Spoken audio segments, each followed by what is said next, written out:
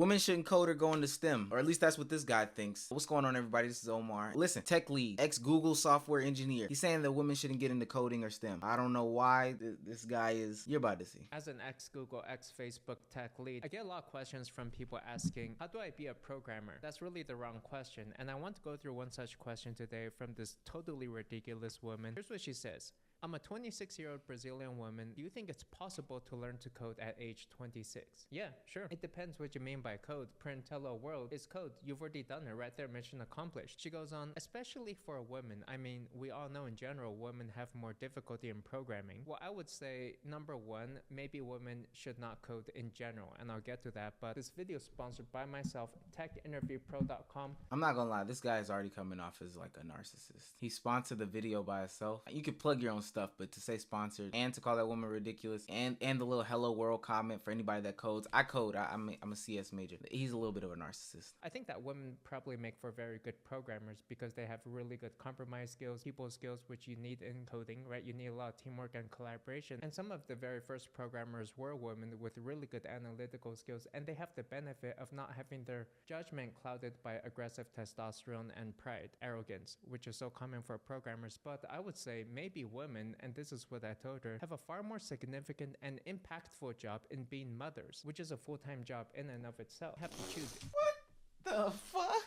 Okay, so we clearly see what we got going on here. And he's gone on a tweet tirade too about this same subject, and we'll look at those, but he's a pig. We see it. Okay, let's hear him out. You want to be a mother, that's a full-time job, or do you want to take on some career, right? You choose one. So just understand, when you choose a specific type of career that typically does not allow for time off, it's like you can't be coding half-time. Typically, they want you in the office with your teammates 9 to 5 and maybe even for longer hours. Then you may not have time to be child raising on the side. So it's kind of like a woman choosing to become a soldier fighting in Iraq or becoming an astronaut, say. You can certainly choose those career paths, but that's probably going to exclude becoming a mother. And as controversial as this may be, I think nobody really wants to see a woman become a soldier. Yeah, sure, for the sake of diversity and equality, we'll say that, you know, if you want to become a soldier, then sure, anybody can do it. We're not going to discriminate based on gender, but it's not exactly the thing that a woman was built for physically, right? It's like the biggest impact a woman can have on the world maybe is to use her natural strengths to raise a child, to give birth to a kid. This is so old school, old-minded, half-time, part-time. And does this apply to fathers? If I had to ask him a question, I would ask him, like, you know, I'd let him speak. I'd let him go through his whole spiel. And I would ask him, so does that mean it's okay for men to be part-time dads since they're going to be the breadwinner, the provider? Because this notion that women have to sacrifice being a mother because they're going to get a career. Okay, hey, let's say I agree with that. Let's say that I can roll with that. I know people that certainly are great mothers that have a career as well. They take care of the household. But let's just say that I agree with what you said. Does that mean it's acceptable for men to then be half-time fathers and then take on their careers? They have to sacrifice being a father in order to be a breadwinner. Is that what that means? Does that make sense? Does he think about this stuff before he puts it out? So in my opinion, a woman saying that she wants to be a programmer is almost like a fish saying that it wants to fly. Well, yeah, you can.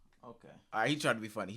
This is a comedy video. He's trying to be funny. It's not particularly your strong point, especially, you know, given a professional career where maybe you start hitting your stride several years in, and then by the time you actually become good at the job and become a technical architect, maybe you're age 30, your time is running out biologically, you need to give birth, you become pregnant, you take 9 months off. And then after that, you want to take another 2 to 3 years off additionally to do nursing for the child and just to raise the kid. I'm going to let him finish just a little bit more. I have a thought. Does he believe that all women's dreams are to be mothers? What about the women that can't bear children? Does he take those into consideration? And even if we say that those are like a small, minute thing, are you going to address the men in the video that have to sacrifice being fathers for their career? I understand what you're saying about the biological clock to an extent, but what about men? I'm assuming you also don't have kids. And if you do have kids, the tech lead, that means you're not in your kid's life at all. You're too busy. 9 to 5 plus. Probably rather have you prioritize your own family and your child than the company's revenue, the bottom line. It's like money isn't that important. We all understand that, and yet we see you throwing away your own family for money. That does not make sense. And so we've seen multiple stories online of women working in tech trying to freeze their eggs only to later find out they can't unfreeze the eggs properly. Like many of the eggs become damaged, and then the women aren't able to have have children when they really wanted to. And then many other women working in tech decide to just quit halfway through their career. I've seen this with my own eyes. When I was working at Facebook, a woman pleaded with Zuckerberg to let her keep her job while working part-time remotely, and Zuckerberg said, no, you've got to choose one, mother or career. And rightly so. I don't know if that's true. If he's saying that this is true, Mark Zuckerberg is also a dickhead as well. Mark Zuckerberg is a dickhead for saying, no, you got to choose between career or motherhood, because that's just not the case. You can have both. You truly can have both. I'm not saying it's easy. I know it's hard, but you can have both if that's what you want to do. And maybe that requires some moving around. Hey, if Mark wanted to be a dickhead, but over at this company they're willing to accept you and not be so stingent, that's crazy. That is super crazy to me. Say dentistry, in which maybe you can do it part-time, right? Like a doctor or something. And those may be more suitable for people who want to be mothers. Now that said, if you don't want to become a mother, like for example, let's say you're a man, then let's continue with the question. She says she doesn't know any programming but has studied math. Then why do you want to become a programmer? Because you heard that programmers make money? What if I told you that programmers don't make money? Because the fact is you have to be in the top 10% of whichever profession you choose in order to actually make money and have a good life out of it. There are plenty of poor programmers. If you're in the bottom 10% of programmers, you're pretty much working in a bank doing database entry. So here's the thing. When you look at like a painter, does the painter say, how do I become a painter? I heard a painter makes good money. I want to become a painter. Or does the painter say, I have this idea in my head I want to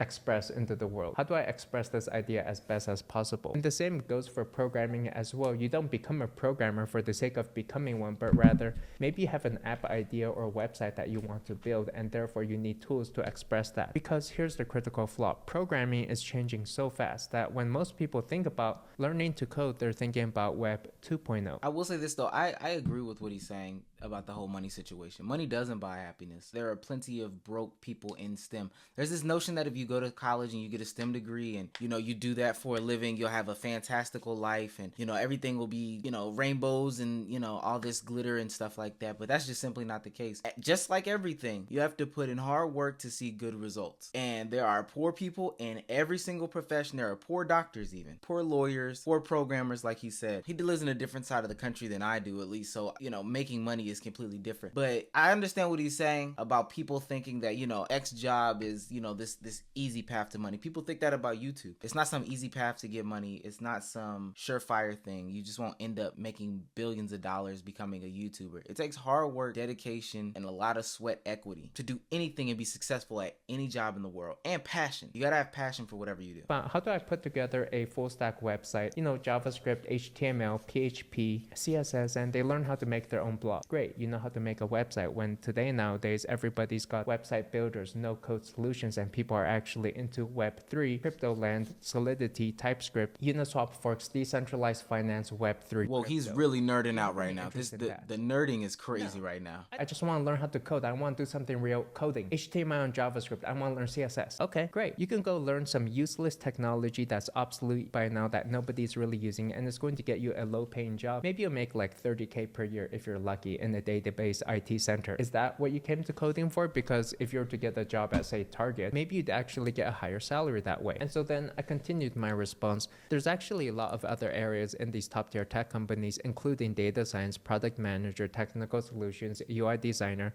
So yes, you can code, but you don't necessarily want to pigeonhole yourself in that. If you have no experience in coding and you don't seem to show much interest in coding at all except for wanting to be a programmer for programmer's sake. How is she supposed to know that though? You haven't even given her the opportunity to explore that, learn that she doesn't like it or whatever. The advice you're giving is horrible. Why can't she explore that for herself, figure out if that's what she likes to do or if that's what she dislikes, and then go from there? She could have a genuine love for programming at all types of different levels, Web 2, Web 3, nerded out. She could like that. You're just giving advice for a woman because you don't believe women should be programmers, especially women that want to bear children. What are you doing? So to me, saying you want to be a programmer is kind of like saying you want to be a pianist in the Royal Philharmonic Orchestra. And it's only the top 1% of pianists that actually get there. Everybody else, you want to learn piano? Sure, yeah, you can be a pianist. Just go learn a few songs here and there, learn Twinkle Twinkle. You're a pianist right there. Sorry, he's trying to be funny. If you want to actually get to the top level, then you have to be in the top 10% or so. You need to really enjoy what you do. You need to put in 8 hours per day into this thing, more like 12 hours per day. Are you already doing that? Because because you should be. And if you're not, then maybe you shouldn't be a programmer if you don't have that interest. He's rambling at this point. We get your point. Again, the notion, and it's specifically geared towards men. You want to be specifically geared towards men when you say these things. You would never tell a guy these things, and I'm saying this because you specifically target women, because recently on a Twitter post, this is what you said. When I used to conduct interviews for Google, I rejected all women on the spot and trashed their resumes in front of them. I told them, go have kids. Don't worry, I'm smarter than you. I know. Then I gave them an NP hard problem and went home. What is wrong with you? So women can't have careers because you say that it's too hard. Listen, women can have careers. I don't even think that this needs to be said. I'm probably dragging this video myself. I don't know who you are to tell people that they can't have careers, but hey, I'm glad you're finding solace doing something by yourself, because you don't need to be around people at all. And this is why you recently went through a bad divorce. But I could be dragging it.